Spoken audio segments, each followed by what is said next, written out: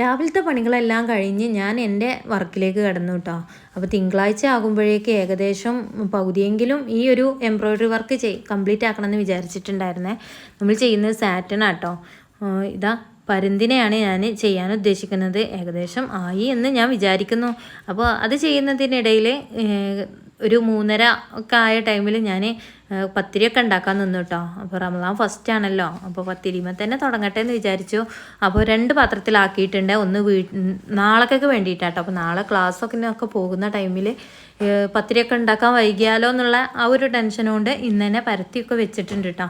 അത് ഫ്രിഡ്ജിൽ വെച്ചിട്ടുണ്ട്. പിന്നെ പത്തിരിയൊക്കെ ചുട്ട് കഴിഞ്ഞതിന് ശേഷം സമൂസ ഉണ്ടാക്കി, അതുപോലെ ബത്തക്ക ജ്യൂസും ഉണ്ടാക്കിയിട്ടുണ്ടായിരുന്നു. പിന്നെ ഇന്നത്തെ ഫുഡ് എന്ന് പറയുന്നത് ചിക്കൻ കറി എന്ന് പറയുന്നത് ചിക്കൻ കറി ആയിരുന്നു കേട്ടോ. അപ്പോൾ ഇതാ ഇന്നത്തെ അൽഹംദുലില്ലാ ഫസ്റ്റത്തെ നോമ്പ് തുറ കഴിഞ്ഞിട്ടുണ്ട്. അപ്പോൾ ഇന്നത്തെ വീഡിയോ ഇത്രയും.